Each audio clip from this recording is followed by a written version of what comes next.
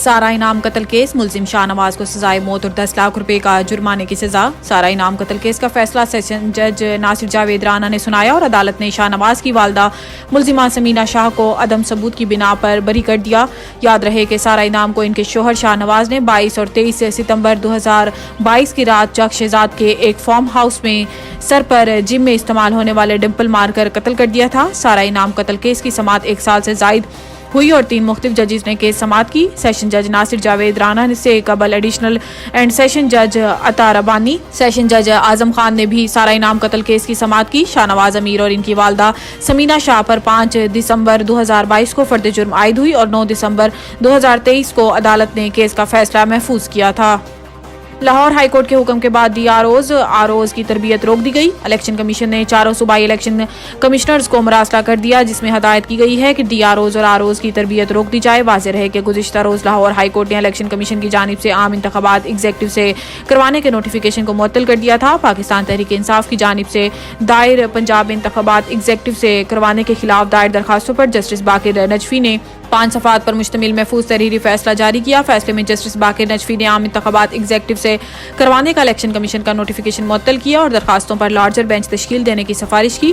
इसी के साथ जस्टिस अली बाकिर नजफी ने फाइल चीफ जस्टिस को अरसाल की। लाहौर हाई कोर्ट के तहरीरी हुक्मनामे में वाज़ेह लिखा गया है कि इलेक्शन कमीशन की जानिब से ब्यूरोक्रेसी से खिदमात लेने का नोटिफिकेशन मुअत्तल किया जाता है। Shaukat Siddiqui case, supreme court की फैज़ हमीद समेत दीगर को फ्रीक बनाने के लिए 1 रोज़ों की मोहलत। चीफ जस्टिस पाकिस्तान काजी फाइज ईसा की सरबराही में सुप्रीम कोर्ट के 5 रुकनी लार्जर बेंच ने साबिक जज शौकत अजीज सदीकी की बरतरफी से मुतल्लिक केस की समाअत की। Justice Aminuddin Khan, justice Jamal Mandokhail, justice Hasan Azhar Rizvi और जस्टिस इरफान सादत भी लार्जर बेंच में शामिल। शौकत अजीज सदीकी के वकील हामिद खान ने रोस्टम पर आकर कहा है कि केस में बेंच तब्दील हो गया है। इससे पहले जस्टिस उमर अता बंदियाल बेंच में थे, जस्टिस सरदार तारिक और जस्टिस एजाजुल एहसन भी बेंच में थे। मुझे इस बेंच में भी किसी पर एतराज नहीं। चीफ जस्टिस काजी फाइज ईसा ने कहा है कि साबिक बेंच के 3 अरकान रिटायर्ड हो चुके हैं। सरकार की तरफ से कौन है, जिस पर additional attorney general Javed Vains rostrum पर आ गए। सुप्रीम कोर्ट ने साबिक DGI-SI फैज हमीद समेत दीगर को केस में फ्रीक बनाने के लिए 1 रोज की मोहलत देते हुए केस की समाअत कल तक मुलतवी कर दी। अडियाला जेल में साइफर केस की समाअत इन कैमरा होगी। प्रोसिक्यूशन की दरखास्त मंजूर। खसूसी अदालत के जज अबुल इसनाद जुल्करनैन ने प्रोसिक्यूशन की दरखास्त पर समाअत की, जिसे प्रोसिक्यूशन ने सेक्शन 14A के तहत गुज़िश्ता रोज दायर किया था। दौरान समाअत FIA के प्रोसिक्यूटर रिजवान अब्बासी ने अपने दलाइल में कहा है कि ऑफिशियल सीक्रेट एक्ट के सेक्शन 14 के तहत समाअत इन कैमरा होनी चाहिए। हालात वाक़यात के तनाजुर में खुफिया ट्रायल का कहा गया है और साइफर सीक्रेट था, तो समाअत भी इन कैमरा होनी चाहिए।